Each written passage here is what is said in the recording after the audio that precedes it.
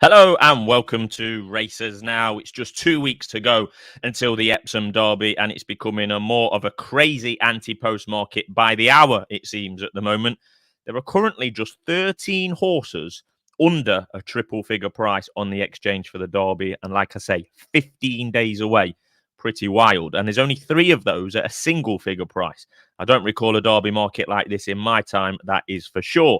So you might ask, what the hell is going on? It's quite simple, really. None of the British trial winners or racers have gone the way that the market expected. And those that have been winning the trial races in Britain won't be running in the Derby anyway, for one reason or another. Unfortunately, Hidden Law, who won the Group 3 Chester Vars at Chester last week, died in the immediate aftermath of the race due to an accident after just passing the line. He was in the process of winning that race by 3 lengths, would have been right up there in the Derby market, but clearly succumbed to injury and won't be running. Second that day was Agenda, who isn't in the Derby and was basically a pacemaker for Grosvenor Square, who was a further 7 lengths behind in third and disappointed Grosvenor Square and will not be winning the Derby, unfortunately. And my money is and was on him. Grosvenor Square was around 10 or 14 to 1, something like that. Disappointing. Unlikely to be running, very unlikely to be winning. The next day at Chester, Capulet won the lesser of the 2 Derby trials that take place at Chester. This is a listed race, but the form of that looks no way near good enough for me. Another Aidan O'Brien runner, already been beaten at Chelmsford, believe it or not, earlier this season before winning at Chester in that listed race, and could well go to France anyway. So on to the Lingfield Derby trial on the Saturday after the Chester meeting, where Ambiente Friendly was really impressive when slamming Aidan O'Brien's Illinois by over 4 lengths. Ease down, actually, Ambiente Friendly. Well worth going back and watching. And let's not forget, Illinois, for the O'Brien yard, was thought good enough, thought a serious Derby type in his own regard, and thought good enough to run in a Group 1 on his second start last year, where he was third over in France. Went off odds on this Illinois for the Ballysax trial. On his first start this year in Ireland. That was on heavy ground, to be fair, but he was slammed by Ambiente Friendly, who, might not be your usual Derby type, by Glen Eagles, purchased for 80 grand, which in the world of Derby horses is not all that much. A winner of a Leicester Maiden. That was his only win before going to Lingfield, trained by James Fanshawe, who wouldn't be known for classic contenders, but he is 6-1 second favourite, and deservedly so. Ambiente Friendly, I would say. I mean, he did pull pretty hard early doors at Lingfield, which is far from ideal with one eye on Epsom. But you have to remember, it was only his fourth start of his career in a small field. At Lingfield, it could be a small field at Epsom as well. So that pulling hard might be a problem. But when he did eventually settle down, this Ambiente Friendly, it took a while. He was pretty fantastic when he did settle, travelled lovely down into the Lingfield home straight, round that corner, and clearly going best of all, stood out a mile when watching it back. Hit the front on the bridle pretty much and put masses of daylight between him and the field when asked to do so. When he was asked to extend, ease down near the line. Very, very, very impressive. If goes without saying, if that was a Charlie Appleby or Aidan O'Brien trained horse winning by that far at Lingfield, they'll be favourite for the Derby, no question about it. He'll be underestimated in the market, Ambiente Friendly. Next up was the Leopardstown Derby trial, used to be called the Derrinstown Stud Stakes, now changed name. That was on Sunday. Where Los Angeles won a 5-runner race at odds on for that man, Aidan O'Brien. He seemingly wins that race every year. Already quite high up in the anti-post markets was Los Angeles, having won a back-end French Group 1 last year, where the same race where Illinois was third. Only won by a length on Sunday in that Derby trial at Leopardstown, but was going away at the line, to be fair, and did what he had to do. He was a shade of odds on at 4-5. His first start of the season, only his third run of his whole life for Los Angeles. Clearly had bigger targets in mind for later in the season. Looking pretty straightforward and nimble enough with one eye on Epsom when he did get down to business and started extending near the line under Wayne Lorden. Ryan Moore was on duty over in France on the same day. Los Angeles is unbeaten. He's a Group 1 winning juvenile trained by Aidan O'Brien, and he's just won the Chief Irish Trial. There's a lot to like. That's why he's currently 6-1.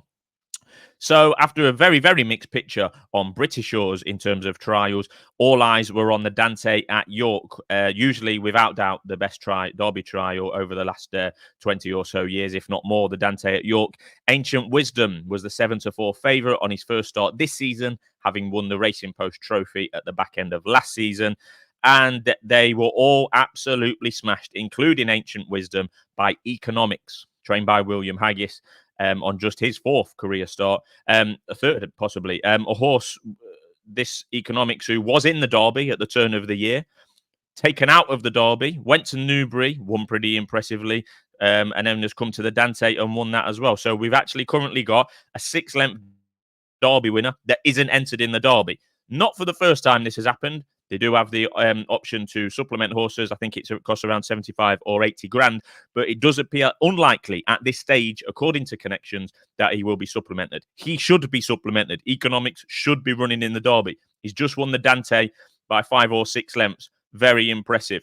Although I must agree with William Haggis's wife, Maureen, who said in the aftermath on ITV that he did look babyish at York in the final furlong or so, but I think you can forgive him of that. He was 5 or 6 lengths clear on a hot day on a wide open track at York, and it was only his third career start. So clearly developing. But yeah, he was looking around a bit, on his toes, gallop. It was a bit green when he hit the front, let's put it that way, but he is priced up with some bookmakers' Economics, as you'll see along the bottom of the screen there, in brackets with a run. So effectively, you can bet Economics non-runner no bet at around 5-2. That would put him in at second favourite behind a horse who we might come on to in a few minutes. But Economics, wildly impressive. They say that he might well be more suited to 10 furlongs, possibly the French Derby, etc. They're going to have conversations with the owners as usual. Economics should be in the Derby, put it that way. And the next day, after the Dante, the impressive Sandown trial winner from April, Arabian Crown, was ruled out by Charlie Appleby. So we've got all these horses, big names, were single figures in the anti-post markets that keep coming out through injury. Possibly it's ground. Arabian Crown once it's off. We've had the unfortunate incident with Hidden Law. Economics isn't even entered, etc., etc. Is there any Derby horses left? That's the question. There is a massive elephant in the room, though, and that elephant is called City of Troy. We've done plenty of talking about this horse here on Racers Now, and he is now best price 2-1 for the Derby, which is absolutely madness to me, as I've already said on other videos with SD or solo ones.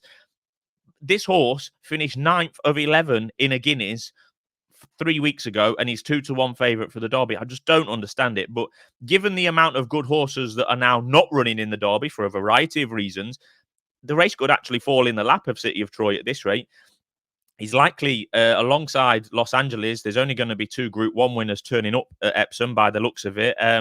So both as juveniles, of course. Yeah, City of Troy, is it going to fall in his lap? He's as short as 7-4, as big as 2-1. The confidence there is behind him in the market and from Aidan O'Brien himself, as you've seen in stable tours earlier this week, where Aidan was measuring how tall City of Troy was to a live audience. It's all pretty bizarre, actually. But I mean, I thought City of Troy was crap in the Guineas. I thought he was rubbish. 9th of 11 at odds on. I'm not buying these excuses about the stalls and he was loaded late and his heart rate went up. I'm not buying that. I've never had him down as a Derby horse, City of Troy. You can look back at our old videos. I've been saying it for months. He was absolutely electric last season as a juvenile. Fantastic. One of the best juveniles I've seen since Franco, if not the best. Brilliant as a juvenile. But he was crap in the Guineas. Clearly had a very big off day at Newmarket, and that's giving him the benefit of the doubt. That's being nice about it. He's either had a very, very big off day, or at the opposite end of the criticism scale was crap. The confidence from O'Brien is clearly there. He's gone out his way to say they're sticking to the plan. He's still going to the Derby. He's a big horse, etc., etc. What I would say on City of Troy and O'Brien is we only have to. A lot of people are looking back to last year where Auguste Rodin bombed out in the Guineas. I think he finished 11th actually, or 10th, even worse than City of Troy position wise. But I can't have the comparisons between City of Troy and Auguste Rodin.